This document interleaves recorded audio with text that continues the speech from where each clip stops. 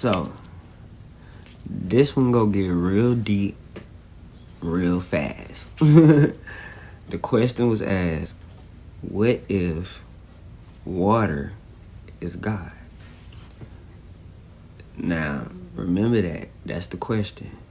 What if water, like water that we drink, what if that's God? What if water is God? Wrap your mind around that for a second while you watch this. What if water is God?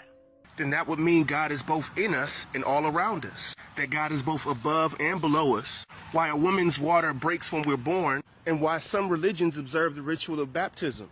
But if water was God, then that would mean that God has no gender, that God takes the shape of whatever container God appears in, which would explain why we have so many different belief systems. Which begs the question, what is the spiritual significance of poisoning the water in Flint, Michigan?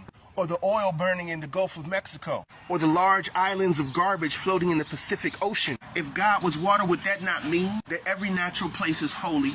That every thunderstorm was a church without walls? That when the rain falls, it's an act of God's death giving life, and when it evaporates again, it's the day of resurrection? And life itself was just a test of learning how to be and flow like water, how to give life to other people, and how to refresh their spirits and quench their thirst with your presence.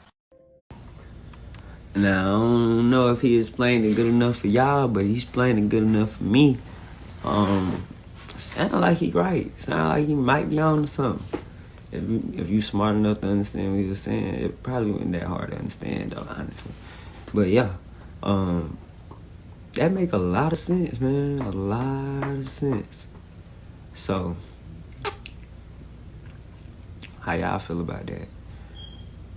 And I'm talking to all y'all, not just one of y'all. Everybody. Get in them comments, let me know.